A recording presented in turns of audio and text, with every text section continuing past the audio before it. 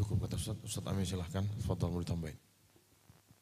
Berkaitan dengan perbedaan pendapat ulama, mungkin sedikit menginfokan. Saya ada buku yang judulnya Fikih Bermadzhab, coba ditayangkan ya. Ini buku yang ngasih pengantar Ustadz Al-Fadil Dr. Syafiq Reza Basalama. Dan di buku ini salah satu di antara pembahasannya fikih ikhtilaf. Ada 10 kaidah yang mungkin perlu diperhatikan berkaitan dengan bagaimana sikap yang tepat ketika kita menghadapi perbedaan pendapat. Jadi buku ini kurang lebih membahas rambu-rambu beragama. Karena saya memahami orang beragama itu kan seperti masuk ke dalam sebuah jalan. Di jalan itu ada banyak rambu. Orang akan bisa selamat dalam melakukan perjalanan yang jauh. Titik ujungnya adalah akhiratnya. Ketika dia bisa mengenali rambu-rambu dan menjalankan konsekuensinya. Nah, kurang lebih di buku ini saya mengajarkan tentang itu. Di aktivitas kita beragama kita mengenal madhab. Madhab itu apa sih? Nah, di sini ada beberapa keterangan per poin. Kemudian kita mengenal adanya ulama, bagaimana cara bersikap yang ideal dengan ulama. Kita mengenal adanya ikhtilaf, bagaimana sikap yang benar ketika berbeda pendapat. Itu saya bahas di buku yang berjudul Fikih Bermadzhab. Mungkin Bapak Ibu barangkali ada yang sudah punya buku ini, nanti bisa baca di bagian itu. Insya Allah semoga bisa membantu dalam memahami tentang pertanyaan yang tadi disampaikan mengenai keberadaan perbedaan pendapat. Wallahu a'lam. Ustaz?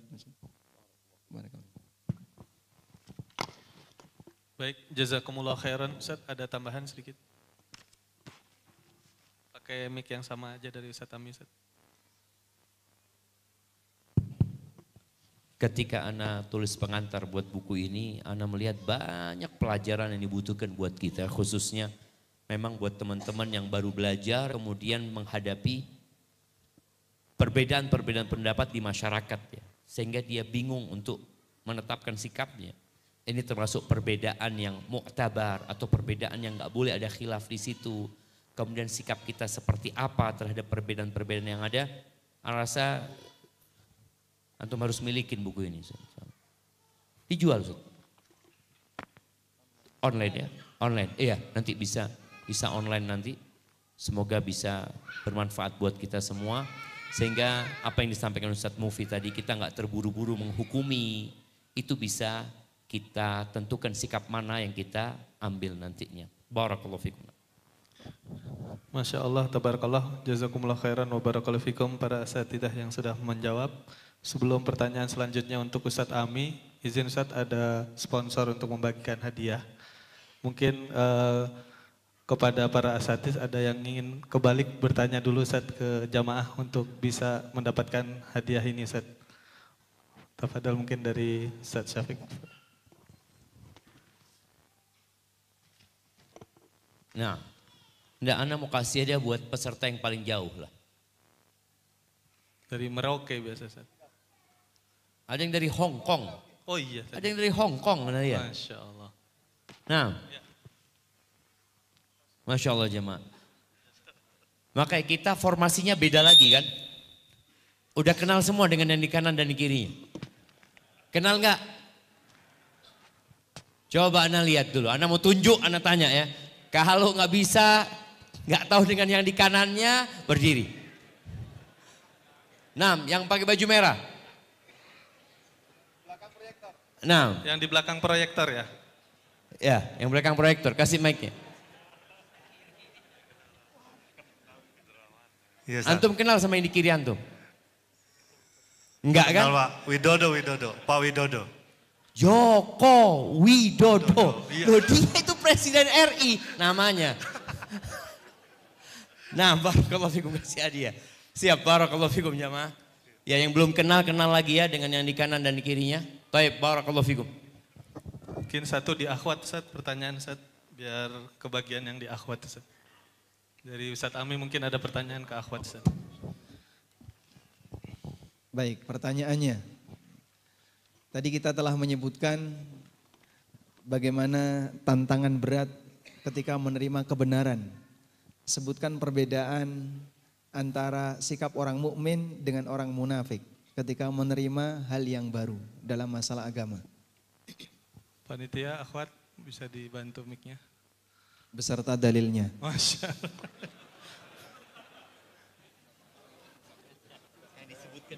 Kalau terlalu berat saya ganti ya.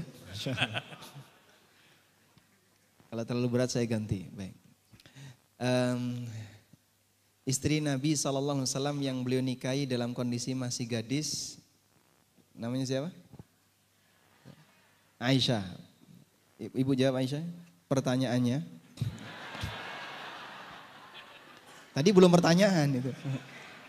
Baru mengenalkan Aisyah aja. Sebutkan siapa nama mbahnya Aisyah. Kakeknya Aisyah. Kakeknya Aisyah.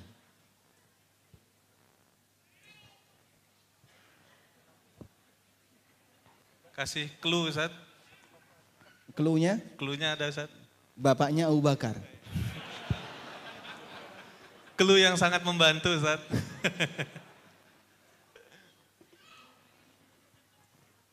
Ayo, ada Umahat?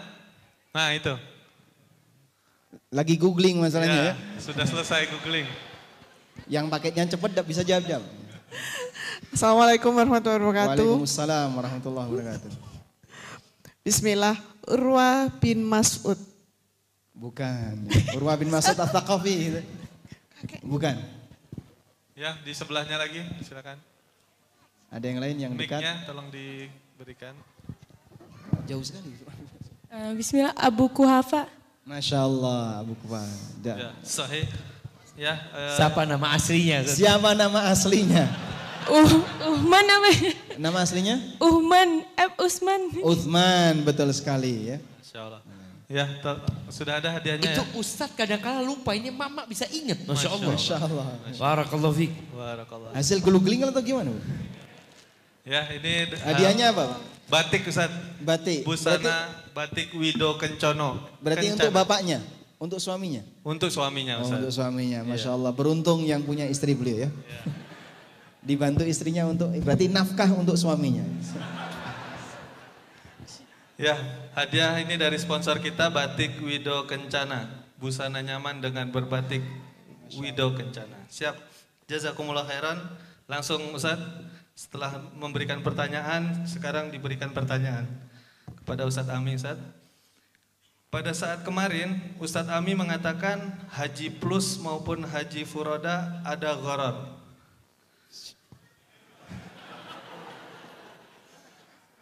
Bagaimana hukum secara syariat berhaji dengan visa dakhili, Ustaz? Di mana kita tidak bermukim atau bekerja atau belajar di sana, hanya umroh sebelum bulan haji menggunakan visa ekspat untuk membuat iqomah dan membeli tasreh haji, lalu pulang dan kemudian saat bulan haji datang lagi untuk melaksanakan haji. Karena saya dapat penawaran ini dari teman dan ada travel juga, pastinya tanpa antri dan harga di bawah haji furoda, Ustaz. Jazakumullah khair, Ustaz. Masya Allah, barakallahu fikum. Ini berat banget ini pertanyaannya. Nanti tolong dibantu Ustaz ya. Mohon izin. Nanti kita kabarkan ke Kementerian Agama insya Allah juga. Ustaz. Masya Allah, lebih menakutkan lagi kalau gitu. Baik, jadi yang pertama jamaah, kita tahu bahwa haji itu adalah kewajiban yang dibebankan oleh Allah kepada mereka yang mampu. Ayat yang ma'ruf yang sering kita dengarkan, walillahi 'alan nasi hijjul baiti man istata'a ilaihi sabila. Manusia diwajibkan oleh Allah untuk berhaji, lillah, hanya untuk Allah. Man istata'a ilaihi sabila, bagi siapa yang punya kemampuan untuk melakukan perjalanan ke sana. Dan ada beberapa amal di mana Allah sebutkan persyaratan bagi mereka yang punya kemampuan. Maka kemampuan itu disebut oleh para ulama sebagai syarat wajib. Disebut sebagai syarat wajib. Kemudian berlaku kaidah seperti ini. Ma la yatimmul wujubu illa bihi fahuwa laysa biwajib. Apabila ada sebuah kewajiban tidak bisa ditunaikan kecuali ketika dia bisa memenuhi persyaratan wajibnya, maka mewujudkan persyaratan wajib itu tidak wajib. Mewujudkan persyaratan wajib itu tidak wajib. Ma la yatimul wujubu illa bihi fahuwa laisa biwajib. Jika ada sebuah ibadah yang dia ada syarat wajib, mewujudkan syarat wajib itu hukumnya tidak wajib. Sebagai contoh, secara umum semua ibadah syarat wajibnya adalah baligh. Sehingga anak yang belum baligh dia nggak wajib ibadah. Meskipun berkaitan dengan masalah latihan bisa dimulai lebih awal. Sehingga anak usia 10 tahun, usia 7 tahun mereka diperintahkan, mereka boleh dipukul di usia 10 tahun untuk sholat. Itu sebagai bagian dari pendidikan. Meskipun kewajiban dia nanti ketika dia baligh. Baik, kalau misalnya ada anak yang dia belum baligh, kemudian besok mau datang bulan Ramadan. Berarti posisi dia belum wajib puasa, karena belum memenuhi syarat wajibnya. Ada nggak kewajiban bagi anak ini? Kamu kan belum baligh, besok Ramadan, usahakan nanti malam kau baligh ya, biar besok kau wajib. Mengupayakan cepat baligh caranya gimana? Berbahaya kan? Baik. Sini tak ajari, wah itu malah bahaya. Sehingga dalam hal ini seorang anak yang belum baligh, dia tidak punya kewajiban untuk mempercepat dirinya biar segera baligh, agar nanti dia wajib menjalankan ibadah-ibadah yang lain. Hal yang sama juga berlaku untuk ibadah yang ada persyaratan kemampuan. Maka orang yang tidak mampu, misalnya mereka yang tidak mampu haji, apakah dia wajib kaya biar haji? Apakah orang wajib kaya untuk bisa zakat? Tidak. Karena kemampuan ini sifatnya kembali kepada kemampuan yang diberikan oleh Allah. Allah kasih dia kelebihan kekayaan, Allah kasih dia kelebihan dari sisi harta, sehingga dia bisa zakat, dia bisa haji. Maka orang tidak diwajibkan untuk memaksakan diri agar dia bisa menjadi orang yang memenuhi syarat wajib, agar dia bisa menunaikan kewajiban. Bisa dipahami ya? Baik. Selanjutnya, di tempat kita jamaah, haji itu kurang lebih ada 3 jalur yang resmi dari pemerintah ya. Pertama reguler, yang kedua khusus, yang ketiga furoda, yang ini merupakan visa yang diperjualbelikan dari para emir katanya langsung kepada konsumen. Baik. Lalu kemudian ada beberapa celah yang lain yang dipakai oleh sebagian orang. Ada yang pakai visa multiple, ada yang pakai visa ziarah, termasuk salah satunya adalah visa dakhili. Dia nanti menjadi seorang TKI sampai kemudian mendapatkan iqomah. Selanjutnya nanti diupayakan untuk bisa dapat tasrih. Pada prinsipnya, semua kondisi yang tidak normal pasti di situ ada hal yang tidak ideal. Pada prinsipnya demikian. Sehingga saya sendiri tidak tahu ya perundangan yang berlaku untuk mereka yang statusnya sebagai TKI. Kapan dia bisa mendapatkan iqomah? Apakah secepat itu? Karena realitanya yang menggunakan visa dakhili itu begitu dia sampai ke negara Saudi, dia tidak berada di posisi sebagai TKI. Dia tidak bekerja di situ, dia bukan karyawan siapapun, dan dia bukan seorang pembantu atau yang lainnya. Maka dia datang ke sana untuk umrah, mungkin bulan Ramadan atau sebelum Ramadan. Setelah itu dia pulang, kemudian nanti balik lagi setelah mendapatkan tasrih haji atau iqomah. Nah, yang kita pahami seperti ini Pak. Haji itu kan harus dilakukan dengan cara yang halal. Modal yang kita keluarkan untuk haji harus modal yang mubah. Hartanya harus harta yang halal. Salah satu di antara ancaman yang pernah disebutkan oleh Nabi SAW bagi orang yang berhaji namun dengan harta yang tidak halal. Saat dia mengucapkan labbaik Allahumma labbaik, dibalas oleh Allah la labbaika wala sa'daik. Enggak ada labbaik untuk kamu. Apa yang bisa dibayangkan oleh seorang jamaah haji pada saat dia menyatakan labbaik tapi ditolak oleh Allah? Saat dia menyatakan saya mau jadi tamu Allah, tapi Allah Subhanahu wa taala tidak berkenan untuk menerimanya. Maka bisa dipastikan jangankan mabrur Pak. Barangkali hajinya jauh untuk bisa diterima. Baik. Artinya semua proses yang tidak legal yang di situ ada unsur entah bentuknya suap, sogok, aneka penipuan dan seterusnya, sebaiknya jangan dilakukan. Kok bisa Pak? Anda mau melakukan ketaatan, kenapa mukaddimahnya pakai maksiat? Kalau mau melakukan ketaatan, gunakan mukaddimah tanpa maksiat. Tapi kalau tanpa maksiat Pak, nunggu waktunya lama. Dan saya kalau mau percepatan dengan menggunakan visa furoda misalnya, nilainya terlalu mahal, saya nggak sanggup. Kalau demikian kembali kepada hukum asal. Jika Anda tidak bisa mewujudkan persyaratan untuk bisa wajib haji, nggak perlu dipaksakan. Ikuti prosedur yang berlaku, Anda bisa lakukan dengan cara normal. Kalau mau cepat, jadi pembimbing. Betul Ustaz. Nah Ustaz. Nyinggung aneh ini Oh, Ustaz. bukan, Ustaz. Sehingga gunakanlah prosedur yang normal. Nah, saya sendiri wallahu alam tidak ngerti secara detail ya mengenai proses haji dakhili. Daripada nanti saya berbicara dengan data yang nggak benar, mungkin teman-teman dari pihak travel bisa ngasih data yang lebih terbuka. Karena ketika saya tanya di sebagian travel kadang mereka menutupi.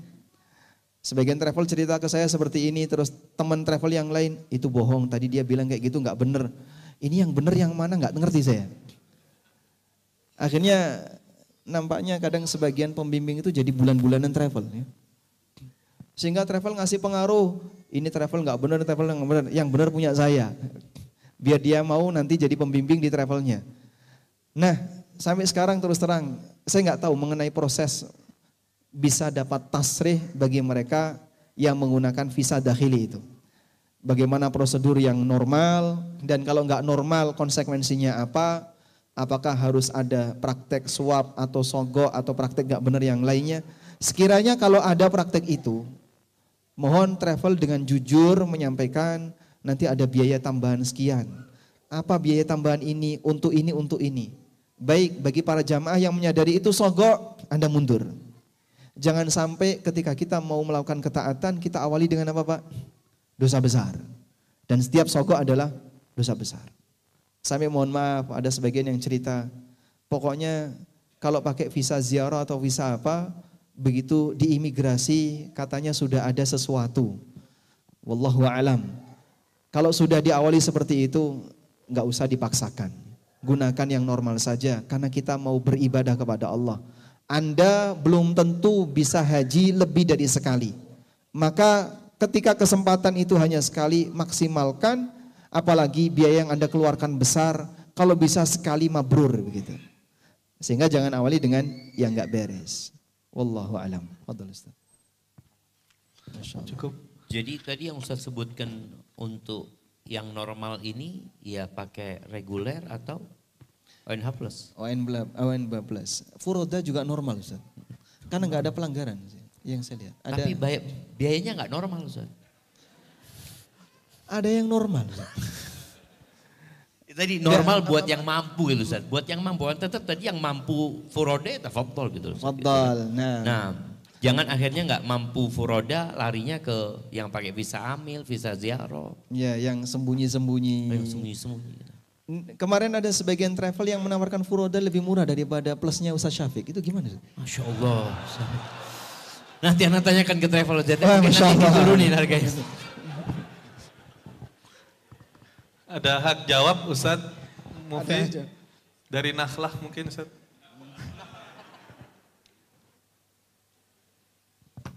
Ya Travelana itu yang lebih murah pastinya ya. Insya Allah Travelana yang lebih murah pasti. Taib, jazakumullah khairan Ustadz atas jawaban yang diberikan. Mudah-mudahan bisa dipahami para jamaah sekalian. Pertanyaan selanjutnya untuk Ustadz Syafiq dari Ikhwan. Ustadz, apa hukumnya jika kita sebagai umat Islam mengucapkan salam dari berbagai keyakinan? Karena saya diminta menyampaikan sambutan acara umum di sebuah daerah atau tempat yang budayanya sangat minim terhadap Islam, Ustadz. Jazakumullah khairan wa barakallahu fikum, Ustadz.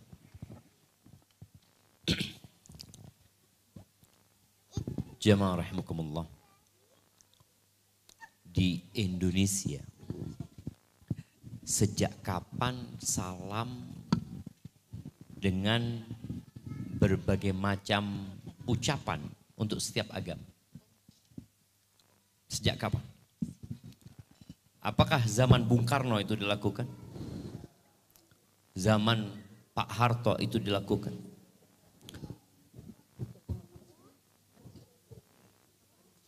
Islam itu agama yang jelas ya. Makanya orang-orang non-muslim itu sangat iri dan dengki sama Islam ini. Jelas dalam Islam itu ada surat Al-Kafirun yang kita baca dan terus kita baca untuk menetapkan keyakinan kita. Maka kalau bicara salam, Rasul sallallahu alaihi wasallam mengatakan la tabda'ul yahud wan nasara bis salam. Jangan kalian mulai orang Yahudi dan Nasrani, kalian memulai ucapan salam kepada mereka. Para ulama menyebutkan ada kondisi-kondisi Islam itu sedang jaya. Ada kondisi-kondisi yang umat Islam mungkin hidup di negeri yang non-muslim.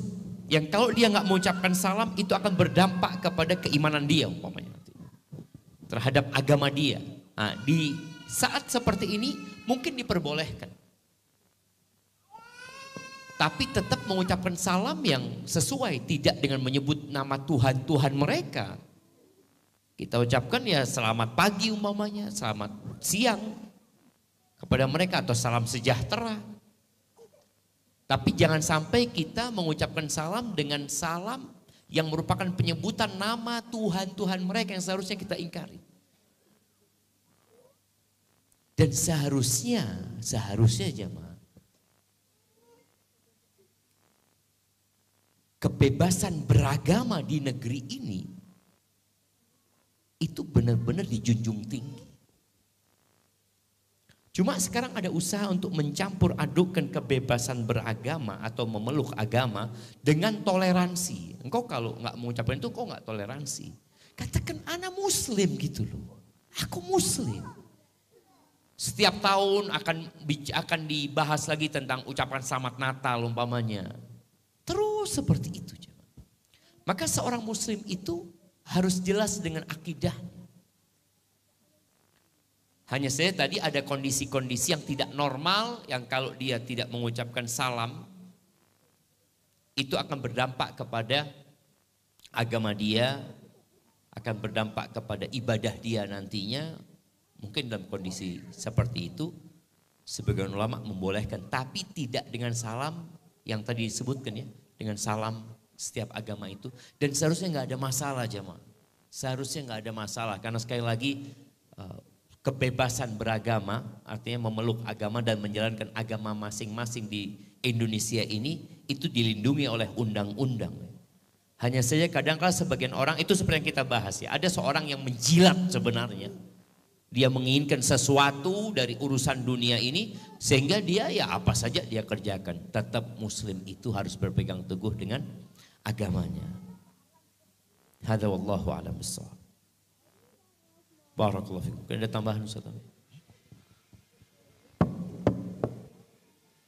Tambahan Ustaz Ami cukup?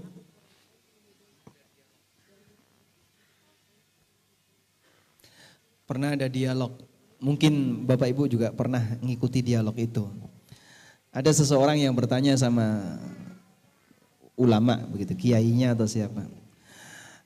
Pak Ustadz atau Pak Yai, nggak boleh nyebut non muslim dengan kafir, katanya lakum dinukum waliyadin. Nah, terus Kiai tadi tanya, kalimat yang tadi kamu baca ada di surat apa? Al-Kafirun. Ya sudah.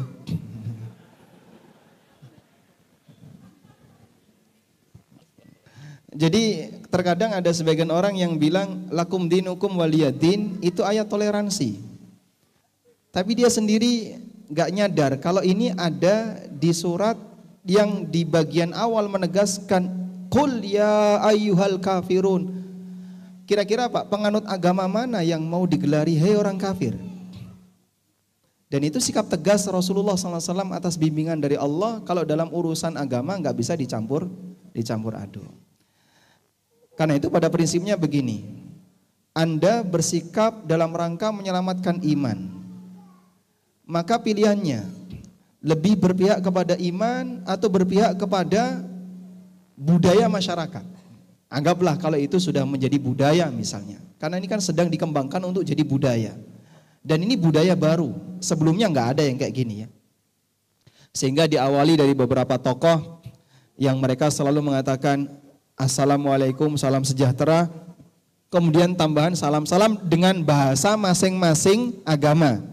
Nanti salam agama A pakai bahasa agama A, salam agama B pakai bahasa agama B. Padahal dalam bahasa itu bisa jadi ada penyebutan nama Tuhan, bisa bentuknya kesyirikan yang dia nggak ngerti. Maka seharusnya dia hindari, karena kita menyatakan kufur kepada tauhid. Baik, jadi pilihannya selanjutnya adalah kamu lebih sayang kepada iman kamu atau lebih sayang kepada budaya di masyarakat kamu. Karena ini kembali kepada sikap pribadi. Tapi Pak, nanti akan ada konsekuensi buruk. Apa? Ya saya akan dijauhi oleh masyarakat. Nabi SAW mengalami hal yang sama. Dan kamu tidak lebih mulia daripada seorang Nabi. Maka ketika kau akan menghadapi resiko itu, sadarilah dulu ada orang yang jauh lebih mulia daripada kamu menghadapi resiko itu.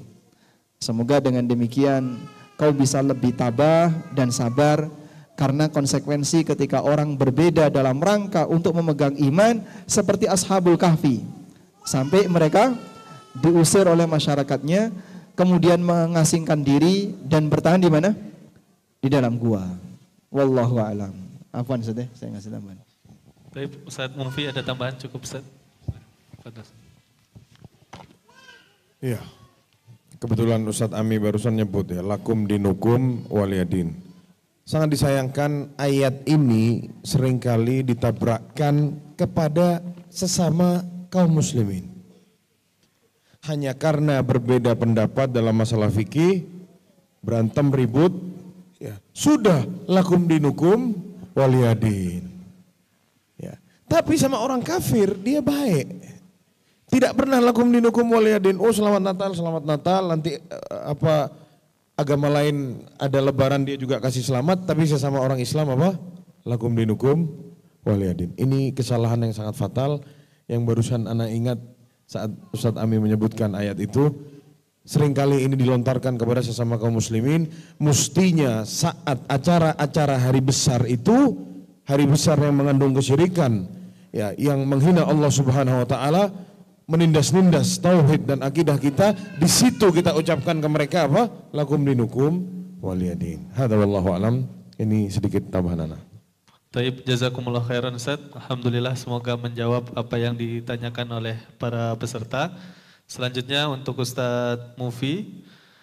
Afwan izin bertanya Ustadz, bagaimana sebaiknya menyikapi apabila ada saudara yang sering berhutang?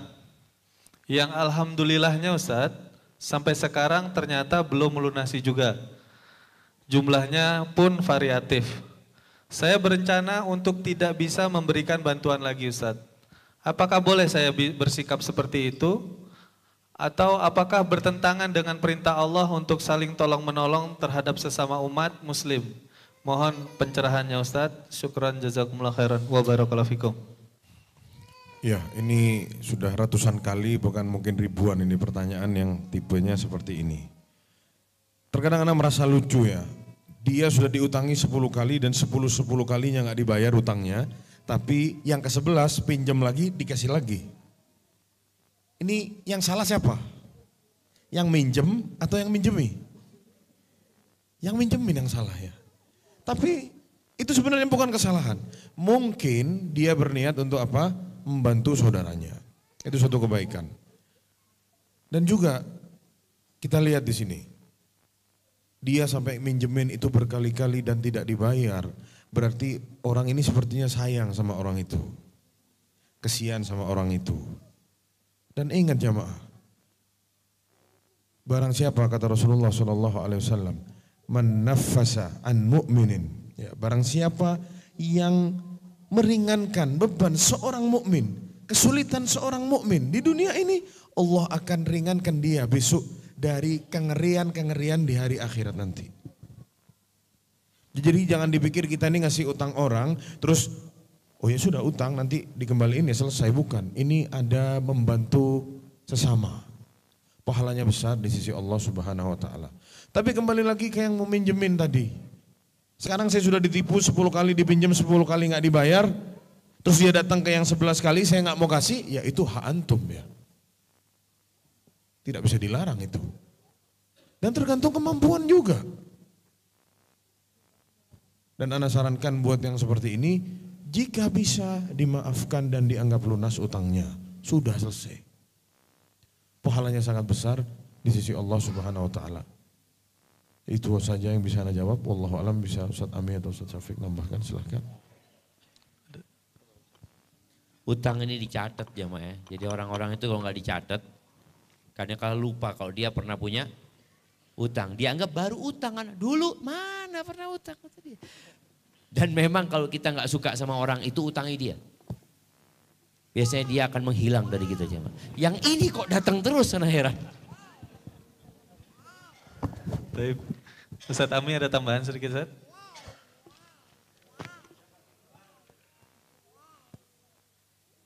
Ilmu baru dari Ustaz Syafiq. Kalau nggak seneng sama orang utangi dia. Oh, biar ngilang Ustaz. Biar dia ngilang. Yang ngilang kita apa dia Ustaz? Yang utang biasanya. Tapi pertanyaan selanjutnya Ustaz, mungkin sebelumnya juga masih banyak hadiah supaya lebih cepat. Kira-kira apakah ada peserta yang paling senior, yang paling tua lah ya? Kira-kira ada yang di atas 80 tahun Pak? Bisa angkat tangan yang di atas 80 tahun? Pak Basuki usia berapa Pak Basuki? 73. 73, sejauh ini yang paling tinggi 73. Apakah ada yang di atas 73? Yang di belakang berapa Pak? Berapa? 80. Berapa Pak? 80. 80. Ya, apa ada yang lebih tinggi dari 80? Ada 80,5. Ya, baik. Kita berikan hadiahnya kepada yang paling senior, yang usia 80 di akhwat. Ada yang di atas 70? Ada? Di atas 70 tahun yang akhwat? Ibu berapa Bu? 74. 74, Masya Allah. Ada yang lebih tinggi 75. lagi? 75. Ada yang Sebelahnya berani lebih tinggi 75. lagi? Udah kayak lelang Ustaz. Oke, 75 kita tutup. 77. Oh, Masya Allah ada yang 77. 77 kurang 3 hari. 77 kurang 3 hari. Ada yang kurang 2 hari atau sehari? Baik, nanti akhwat tolong diberikan, nanti yang ikhwan kami berikan. Kita genapkan 77 atau gimana sih? Kenapa Ustaz? Kita genapkan jadi 77 ya? Ya, hadiahnya 3 hari lagi berarti? Ya, kita kasih 3 hari lagi Ustaz. Masya Allah. Baik, jazakumullah khairan. Kita lanjut untuk pertanyaan selanjutnya. Masih kuat insya Allah Ustaz ya? Masih kuat Ustaz ya insya Allah? Antum lihat jamaahnya udah merem, antum nggak lihat tuh. Nah. Lagi khusyuk Ustaz.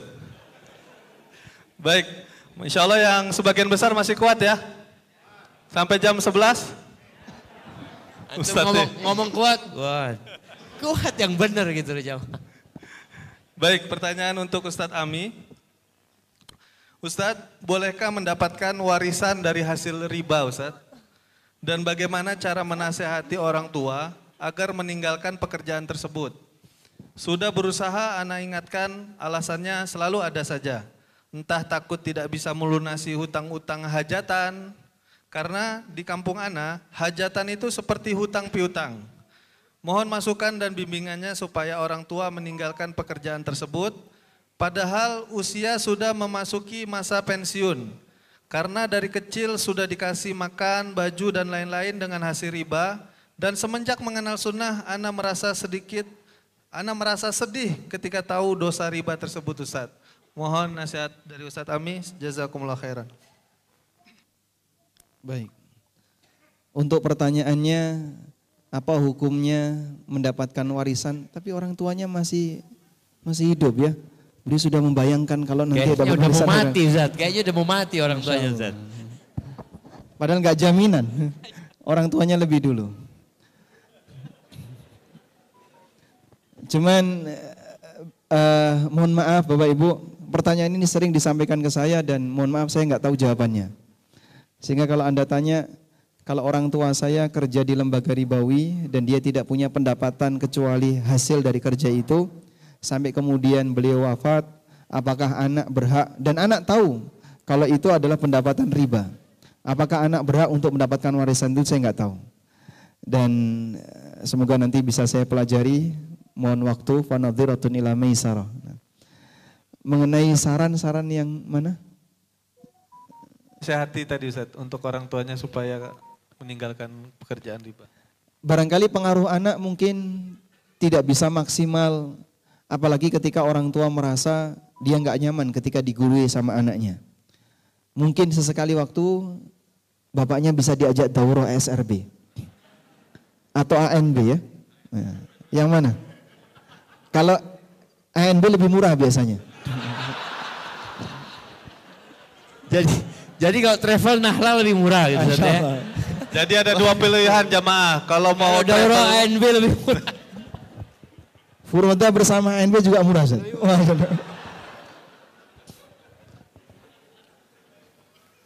Nah barangkali ketika beliau hadir di kajian lalu Anda sampaikan pertanyaan yang berkaitan dengan latar belakang pekerjaan beliau, semoga nanti bisa lebih menerima. Jadi tidak harus disampaikan secara langsung. Kalau kata teori orang Jawa, nabok nyileh tangan Ustaz. Nabok nyileh tangan ya.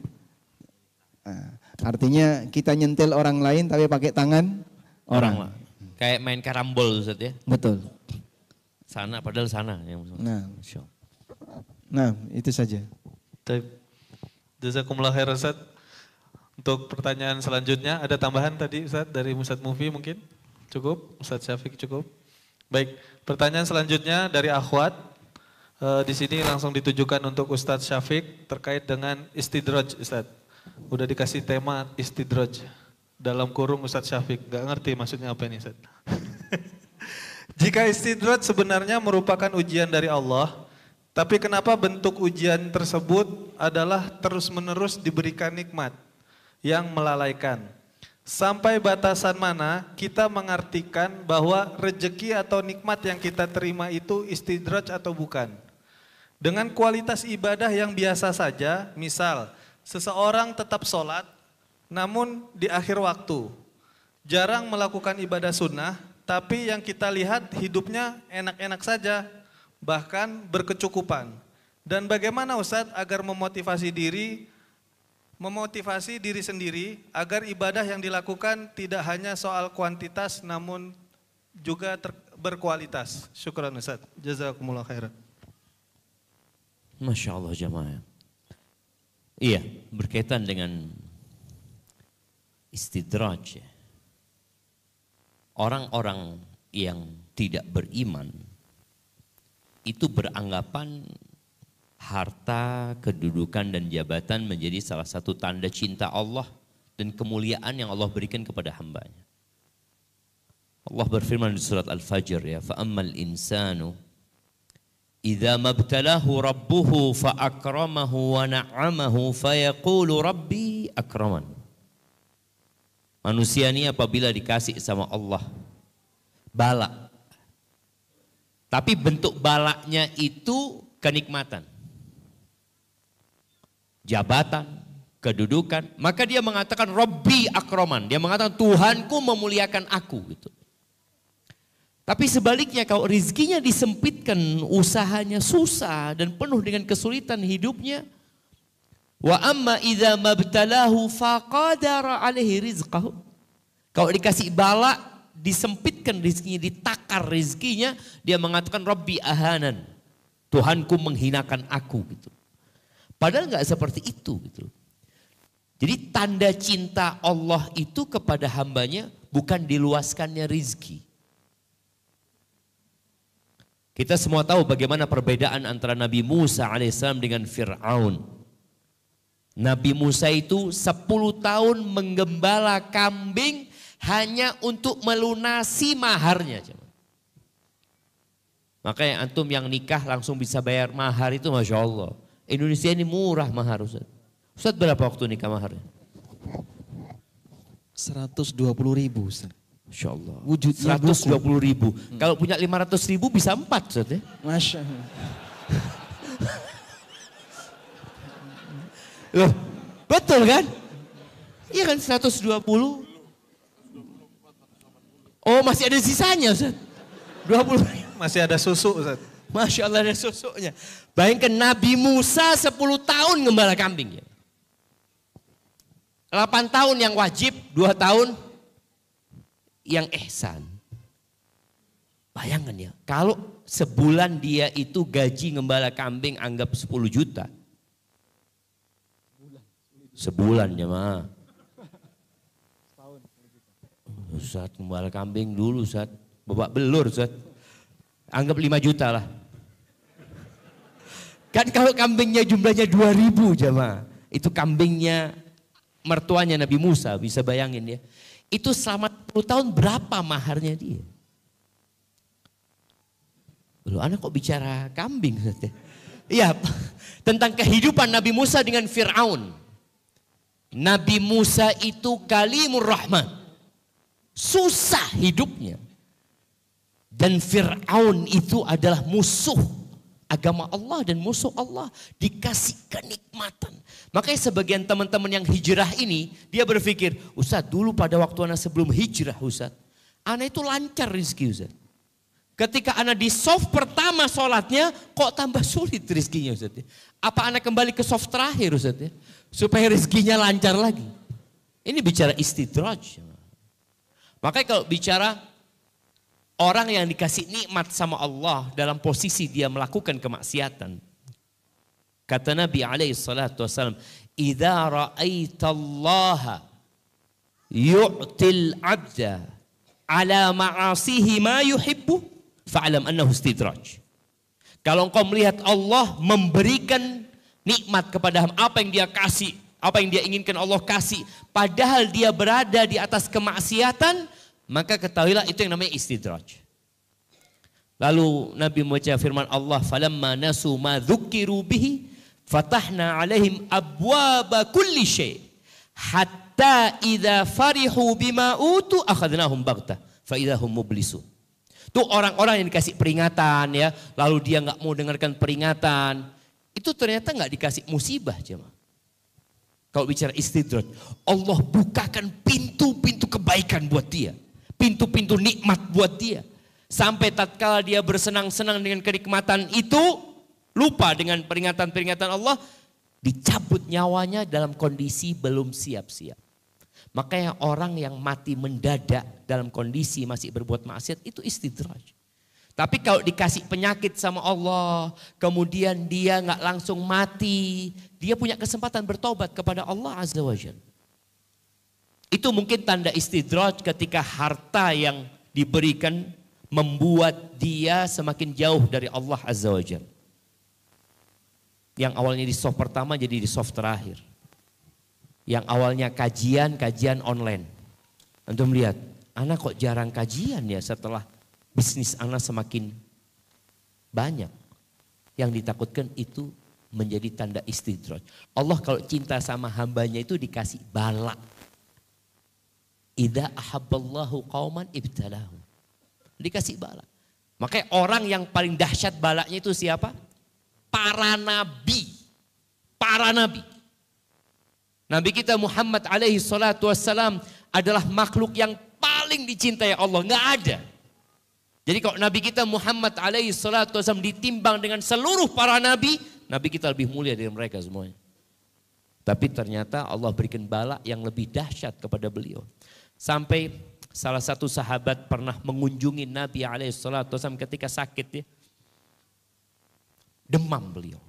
Demam dengan demam yang sangat parah sekali ya. Sahabat itu megang selimutnya Nabi SAW itu panas ya. Sampai dia mengatakan, "Ya Rasulullah, innaka tu'aku wa'kan syadidan."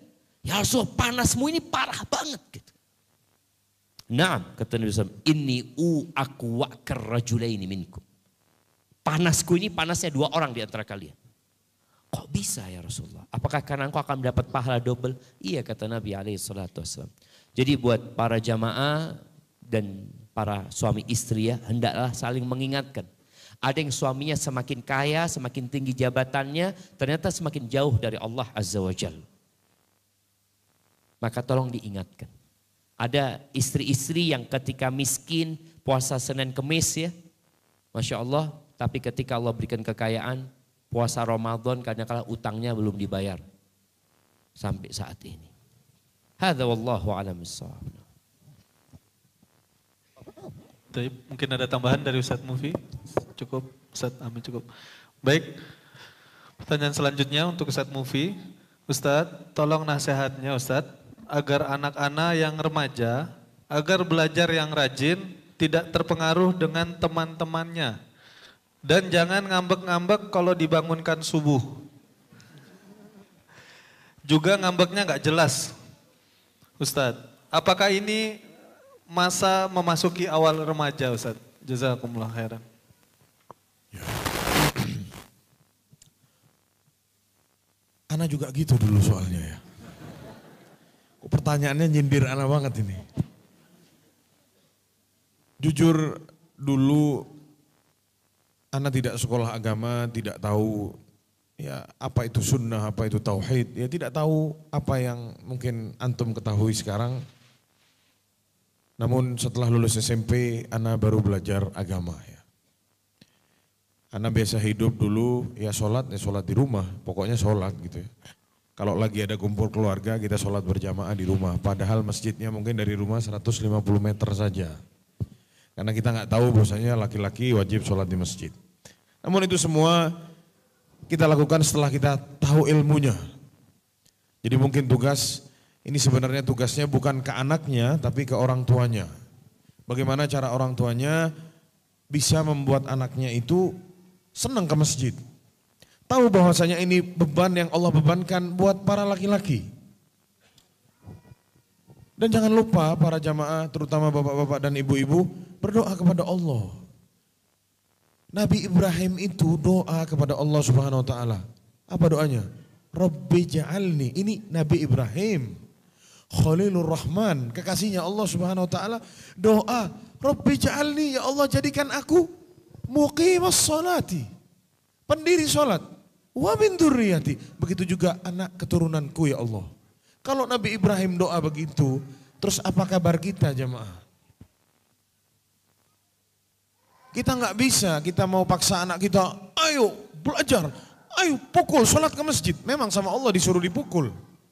Cuman pukulan yang ada batasnya ya. Jadi gimana cara kita mendidik anak kita, membimbing anak kita, sembari doa kepada Allah Subhanahu wa taala, terus minta sama Allah, panjatkan doa. Anak terkadang berpikir, kalau lagi jalan safar, anak ingat ada fulan bin fulan, ayahnya orang bertakwa, ayahnya sholat di masjid, anak-anaknya sholat di masjid. Tapi saat ayahnya meninggal, anaknya satu pun tidak ada yang ke masjid. Tetangga anak sendiri, anak tahu. Saat bapaknya masih hidup, anaknya semuanya lengkap ada di masjid. Tapi bapaknya meninggal, luntur semua. Kadang-kadang aja anaknya muncul di masjid. Wallahi jamaah, doa jamaah kepada Allah Subhanahu wa taala yang banyak supaya Allah Subhanahu wa taala bimbing kita dan anak-anak kita bisa terus istiqomah, jadi orang baik, jadi orang bertakwa kepada Allah. Minta sama Allah, ya a'inni ala dzikrika wa syukrika wa husni ibadatik. Minta sama Allah, bantu kami ya Allah supaya bisa bersyukur kepadamu, beribadah dengan baik kepadamu ya Allah. Minta kepada Allah SWT. Nabi Muhammad SAW dulu saat perang Khandaq menggali parit ya 4 meter, dalamnya 4 meter, lebarnya 4 meter, panjangnya kira-kira 3,5 kilo, betul ya? Khandaq. Ya. Atau 2,5 kilo kira-kira. Sambil Rasulullah menghancurkan batu-batu sambil menggali, Rasulullah bersumpah, wallahi kata Rasulullah, laulallah, demi Allah, kalau bukan karena Allah, ma shallaina wala tasaddaqna, atau kama qala sallallahu alaihi wasallam. Kalau bukan karena Allah, kita semua ini tidak akan sholat, kita tidak akan apa? Sedekah, tidak akan dikasih petunjuk sama Allah Subhanahu wa taala. Jadi anak lebih menitik beratkan ini kepada orang tuanya, bukan ke anaknya. Mungkin anaknya masih baru ngerti atau belum paham. Orang tuanya yang lebih paham, yang harus lebih bisa membimbing anaknya mengkondisikan anaknya supaya mau belajar dengan baik, supaya mau sholat di masjid. Begitu juga di kajian remaja di bawah, anak tekankan kepada anak-anak juga, ya, supaya jadi orang sukses itu tidak serta-merta sukses begitu saja. Dia harus punya tujuan hidup, dia harus punya doa dari orang tuanya juga. Birrul walidain, ini penting juga. Karena kita temui banyak orang yang mungkin sekolahnya bodoh. Kita kenal orangnya. Beliau mungkin bermain di belakang layar. Cuman apa yang beliau punya, kita semua yang ada di ruangan ini insya Allah tahu. Anda tidak mau sebut namanya. Sekolahnya pas-pasan. Dia bahkan bilang, saya ini dulu bodoh di sekolah dan wajah anak jelek begini. Sekarang miliarder, jadi imam sholat di masjid di sebelah rumahnya. Kenapa? Birrul walidain. Karena berbakti sama orang tua. Ibunya tidak bisa nyebut, aku butuh ini, langsung hadir barangnya ada. Ibunya sakit pinggang, perlu berenang, dibikinin kolam berenang jamaah, dibeli tanah rumahnya sebelahnya, dibuka untuk kolam berenang, untuk siapa? Untuk ibunya. Birrul walidain, Anda sampaikan itu ke remaja-remaja di bawah. Ya. Dan ya itu tadi, kita kembali butuh bimbingan orang tua, kesabaran dan doa. Karena salah satu doa yang diijabahi oleh Allah adalah doa orang tua untuk anaknya. Hadza wallahu alam, ini yang bisa Anda jawab. Tafadhal Ustaz untuk menjawab, untuk menambahkan Ustaz Ami mungkin. Ustaz Syafiq, barakallahu fikum. Taib, jazakumullah khairan Ustaz Mufi atas jawaban yang diberikan. Semoga bisa menjawab pertanyaan dari para jamaah sekalian. Pertanyaan selanjutnya Ustaz, untuk Ustaz Mufi. Ustaz Ami, Afan. Insya Allah masih kuat sampai jam 11 Ustaz. Insya Allah. Saya adalah penjual kain. Bagaimana hukumnya Ustaz menjual kain ke brand-brand fashion yang beberapa masih belum syar'i Ustaz? Syukran jazakumullah khairan Ustaz.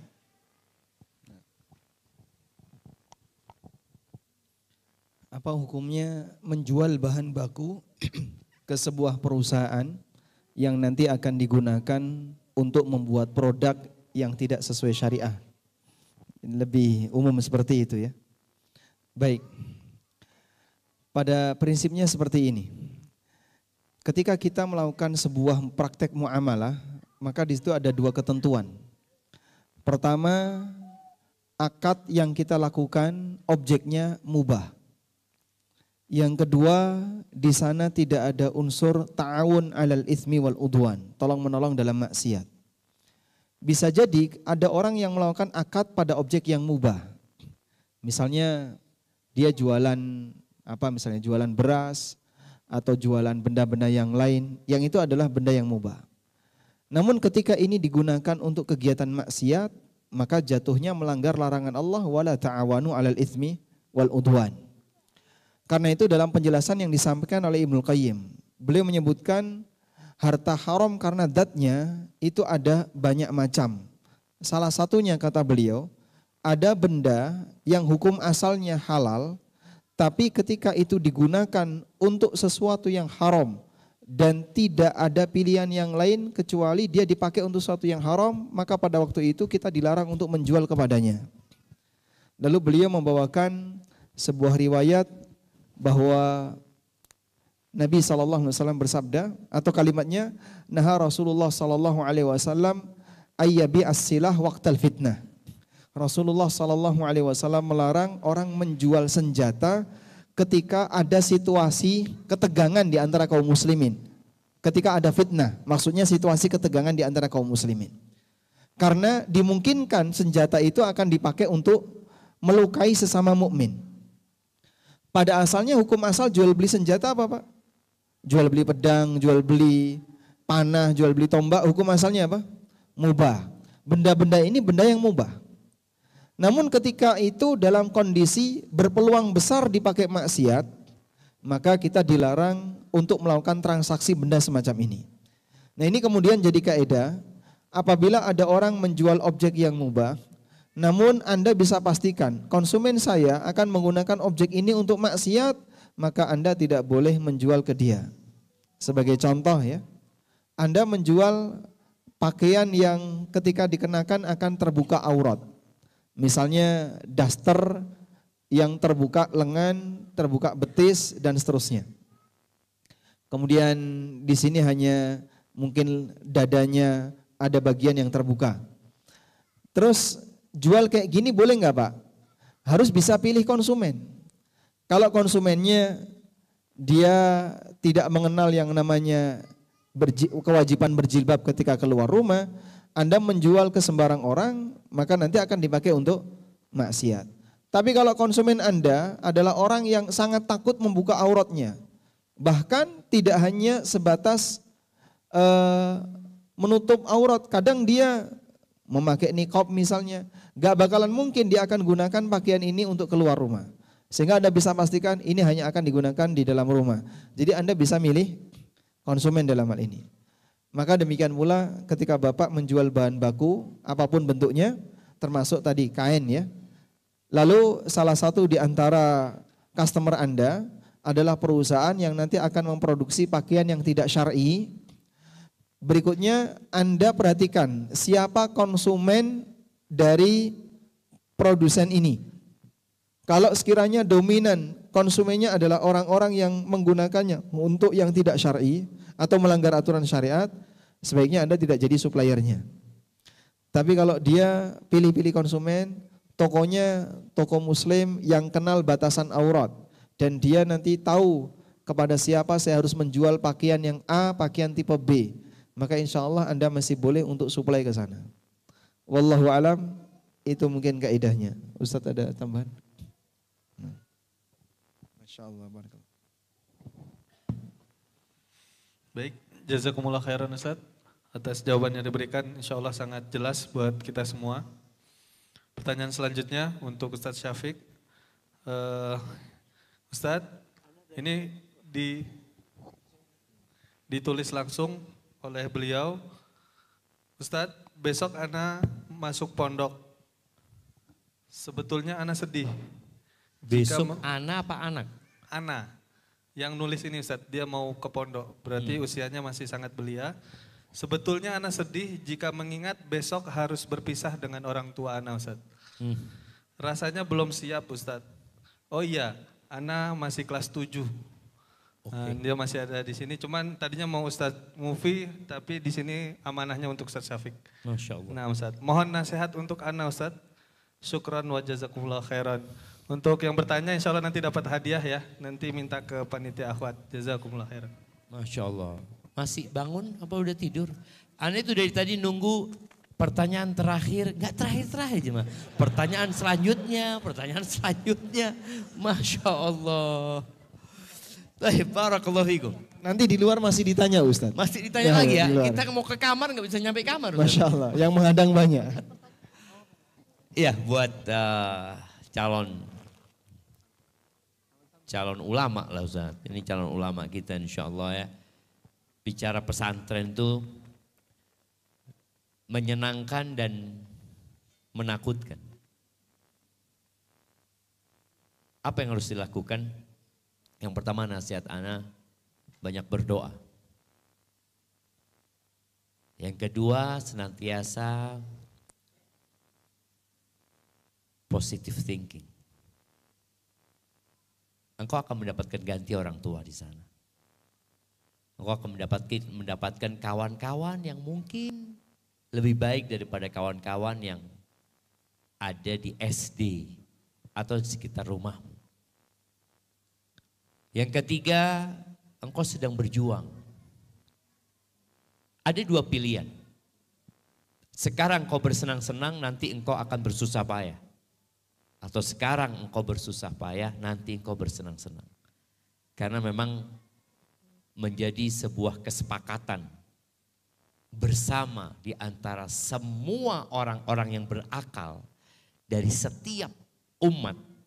Kata Ibnu Qayyim rahimahullahu ta'ala, ajma'atil uqala min kulli ummah anna an-na'im la yudraku bin na'im. Semua orang-orang yang berakal sehat itu bersepakat ya, dari setiap umat bahwasanya kenikmatan itu tidak dapat diraih dengan kenikmatan. Wa man athara rahata fatathu raha. Barang siapa yang lebih mementingkan istirahat sekarang, maka dia akan kehilangan waktu istirahat yang sebenarnya. Bicara pesantren, ana dulu ketika masuk pesantren itu dari hati sendiri. Tapi sampai pesantren kepingin pulang. Ingat sama orang tua. Maka nasihat ana ketika engkau rindu sama orang tuamu, bertahanlah sepekan. Setelah sepekan masih rindu sama orang tuamu, bertahanlah 2 pekan. Sampai sebulan dan insya Allah akan menjadi kebiasaan. Dan ketahuilah bahwasanya orang tuamu bahagia ketika engkau di pesantren. Ya, ibu mana yang tidak sedih ya ketika anaknya harus pergi meninggalkan orang tuanya. Anak punya bibi itu ngatakan kepada Ana, Syafiq itu dulu kata dia, mau nyebrang jalan itu keringetan. Jadi takut yang lihat mobil ini itu seperti itu.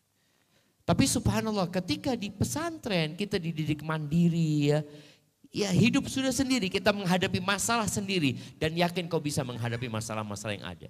Bicara bully di mana-mana ada.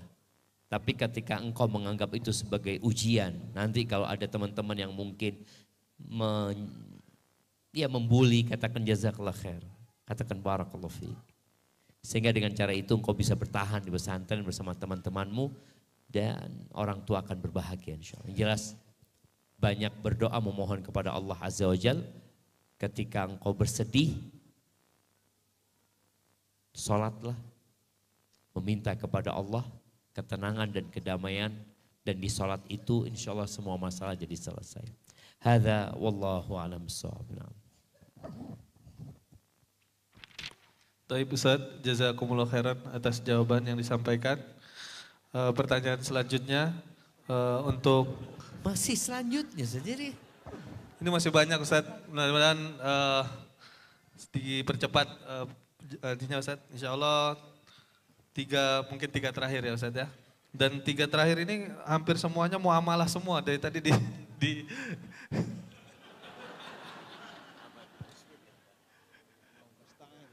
Karena ini Ustaz, hampir 70% pertanyaannya muamalah Ustaz. Tadi biar adil kebagian semua kita berikan. Tapi nggak apa-apa mungkin Ustaz Mufi sekali-kali jawab yang muamalah Ustaz ya. Oh enggak. Baik, pertanyaan selanjutnya untuk Ustaz, salah satu contoh akad komersil adalah fikih muamalah maliyah. Yang telah dijelaskan kemarin adalah akad karyawan. Alhamdulillah Ana saat ini bekerja di salah satu perusahaan swasta yang diberi beberapa fasilitas. Yang pertama adalah fasilitas BPJS, Ustaz. Yang kedua adalah asuransi kesehatan. Apabila karyawan menggunakan BPJS, maka dapat dirembes ke asuransi kesehatan. Apakah seorang karyawan muslim boleh menggunakan fasilitas tersebut? Dan apakah jika karyawan menggunakan BPJS, karyawan boleh rembes lagi ke asuransi kesehatan? Dengan rembes artinya karyawan mendapatkan uang dari asuransi kesehatan. Terus yang kedua, udah cukup ada 3 pertanyaannya sampai belakang, tapi yang kita baca satu aja supaya waktunya juga hemat. Tafadhol Ustaz. Masya Allah, ini makin malam makin berat pertanyaannya. Jamaah kuat gak dengerin Pak? Kuat ya? Kuat. Tapi sudah ada yang pamit mau ke kamar, Masya Allah. Anda tetap bertahan ya? Nah, tidur di sini gak apa-apa? Bismillah. Jadi berkaitan dengan asuransi, salah satu di antara kaidah yang pernah disampaikan oleh Al-Ustadz Dr. Erwandi, hafizahullah, beliau menyebutkan begini, semua asuransi yang komersil ya, bisa dipastikan nggak syar'i. Karena memang pada asalnya akad asuransi itu akad gharar. Dan akad gharar komersil itu nggak boleh. Kalau gharar itu gratis, ulama sepakat boleh. Gharar gratis, ulama sepakat boleh. Maka jika ilah dari akad asuransi adalah gharar, kemudian itu dilakukan secara gratis. Contohnya BPJS yang gratis. BPJS apa namanya? KIS ya, Kartu Indonesia Sehat. Penerima BPJS yang gratis ini mubah untuk menggunakannya. Karena goror yang gratis ulama sepakat boleh. Tapi kalau komersil kan berarti nggak gratis. Maka di situ jelas karena itu goror komersil hukumnya dilarang. Baik. Terus penyelesaiannya bagaimana? Yang perlu dipahami seperti ini. Ada solusi terhadap kasus. Setelah kita mendapatkan kesimpulan bahwasanya kasus ini adalah kasus bermasalah, kita sekarang membahas solusinya. Ketika membahas solusi, Anda lihat asal usul dari uang itu. Uang untuk bayar premi itu uangnya siapa? Kalau misalnya kesimpulannya itu adalah potongan gaji. Karyawan anggaplah misalnya dari 100% premi asuransi, 80% dari perusahaan, yang 20% dari karyawan misalnya ya. Kalau nominalnya anggaplah 300.000 per bulan. Berarti dari 300.000 itu karyawan punya 20%. Terus yang 80% ini statusnya apa? Saya memahami 80% dari perusahaan yang itu merupakan aturan dalam pembayaran premi itu adalah hibah dari perusahaan kepada karyawan namun diwujudkan dalam bentuk premi asuransi. Intinya baik 80% dari perusahaan dan 20% dari karyawan, dua-duanya adalah milik milik karyawan. Yang satu statusnya hibah dari perusahaan, yang satu uang pribadi karyawan yang dipotong dari gajinya. Dipahami ya? Baik. Akumulasi itu setelah bertahan sekian tahun, misalnya Anda bekerja selama 5 tahun, baru Anda mengalami kasus untuk menggunakan premi ini. Akumulasi selama 5 tahun untuk cicilan atau setoran 300.000 per bulan. Berapa totalnya? 300 kali 12, berapa itu? 360. 3.600.000 kali 5. Total itulah hak Anda. 3.600.000 kali 5 itulah hak Anda. Sehingga Anda kalau mau menggunakan biaya pengobatan, maka yang berhak untuk Anda ambil adalah falakum ru'usu amwalikum la tadhlimuna wa la tudhlamun. Kalian hanya boleh mengambil sesuai dengan nilai pokok yang kalian bayarkan. Sehingga di posisi ini kalian tidak mendolimi dan tidak didolimi. Itu solusi riba yang diberikan oleh Allah Ta'ala dalam Al-Quran. Fa in tubtum falakum ru'usu amwalikum. Kalau kalian bertobat maka kalian berhak untuk menerima senilai pokoknya. La tadhlimuna wa la tudhlamun. Karena ketika orang menggunakan asuransi, di situ pada saat dia mendapatkan kelebihan, misalnya total premi yang dia bayarkan anggaplah nilainya 50 juta. Tapi biaya kesehatan yang ditanggung dan dibayarkan oleh pihak asuransi nilainya sampai 70 juta. Misalnya pasang ring misalnya ya. Pasang ring jantung 70 juta. 20 juta itu punya siapa? Tambahan itu masuk kategori riba jika Anda menerimanya. Maka kembalikan kepada solusi falakum ru'usu amwalikum. Anda hanya punya hak untuk mengambil nilai pokoknya saja. Sehingga kalau misalnya sampai pensiun Bapak sama sekali tidak pernah menggunakannya, lalu di masa pensiun boleh narik dana asuransi itu, yang boleh ditarik total premi yang pernah disetorkan. Akumulasinya berapa? Hanya itu. Kalau dikasih lebih Pak dan nggak bisa dikembalikan, maka kelebihannya Anda gunakan untuk fasum atau kegiatan sosial yang lainnya. Karena itu bukan uang halal yang boleh dimiliki oleh orang ini. Wallahu alam, itu yang saya pahami. Ustadz ada tambahan? Baik, ini sepertinya anak-anak juga sudah datang ya Ustadz ya. Sepertinya ada pertanyaan terakhir Ustadz. Pertanyaan terakhir Ustadz. Pertanyaan terakhir masih tentang muamalah Ustadz. Astagfirullah. Insya Allah terakhir Ustadz ya. Paling tidak sudah lega ada pernyataan terakhir Ustadz. Masya Allah. Masya Allah. Besok subuh masih ada kayak gini? Gimana Ustadz? Besok subuh masih ada seperti ini? Enggak ada Ustadz. Enggak ada ya. Aman ya Ustadz ya, insya Allah. Baik, pertanyaan yang terakhir. Mohon maaf para jamaah sekalian tidak bisa membacakan pertanyaan semuanya. Karena waktu memang yang terbatas. Pertanyaannya adalah, Ustadz, bagaimana hukumnya membeli barang KW Ustadz? yang mana ternyata produk tersebut mendukung Israel. Sementara kita dengan membelinya, kita menghancurkan produk tersebut, Ustaz. Menghancurkan produk tersebut. Iya, Membeli karena KW, membeli menghancurkan. barang KW yang termasuk membuat produk tersebut akhirnya akan turun gitu, Ustaz. Nah, bagaimana Ustaz membeli barang KW yang termasuk, apakah termasuk pelanggaran, sementara mereka membunuh saudara kita di Palestina, Ustaz? Jazakumullah khair, Ustaz. Masya Allah, ini Ustaz Syafiq. Baik. Pertama, coba kita bahas dulu beli barang KW itu boleh nggak? Jadi barang KW di situ kan ada sisi kedoliman Pak ya. Mendolimi siapa Pak? Yang punya brand ya. Sehingga misalnya brandnya A, kemudian dia buat produk, ada orang buat produk yang sama dengan brand A. Dan itu nanti akan mempengaruhi posisi brand A. Setidaknya pasar brand A berkurang atau setidaknya menurunkan kualitas brand A. Mencemarkan nama baik brand A misalnya. Baik, karena itu barang KW, kalau Anda tahu itu KW, jangan Anda beli. Karena termasuk bagian dari mendukung program yang dilakukan oleh produsen yang sedang bermaksiat mendolimi orang lain. Selanjutnya, tadi ada pertimbangan bahwa perusahaan pemilik brand ini mendukung Israel, begitu?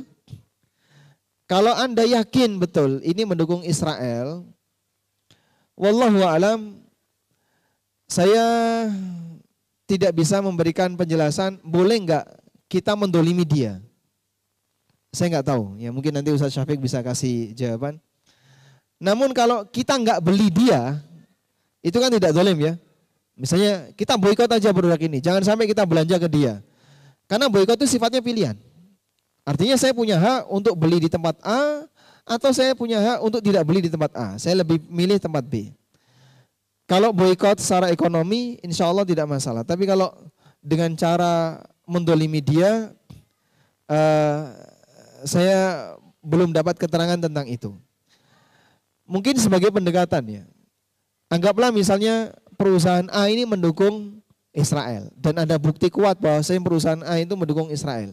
Boleh nggak Pak ketika perusahaan A di Indonesia terus kita dolimi dengan cara misalnya kita lempari batu atau dibakar atau dikasih tindakan-tindakan kedoliman yang lain? Boleh atau tidak? Tidak boleh. Wala yajrimannakum syana'anu qaumin ala alla ta'dilu. I'dilu huwa aqrabu littaqwa. Jangan sampai kedoliman yang dilakukan oleh sebagian orang menyebabkan kalian tidak bersikap adil.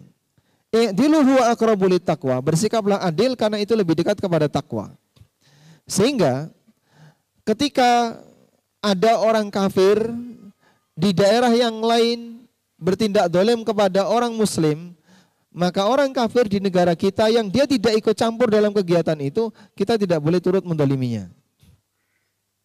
Karena dia tidak bertanggung jawab terhadap kedoliman orang lain. Itu sebatas pendekatan. Namun bagaimana kalau dia terang-terangan dukung, bahkan kasih dukungan secara materi, saya nggak tahu boleh nggak kemudian kita matikan brandnya dengan cara membuat barang KW untuk produk ini. Mungkin nanti Ustaz Syafiq bisa ngasih jawaban. Jadi nggak ada jawabannya ya. Beliau tidak mau dijawab. Taib. Jazakumullah khairan Ustaz.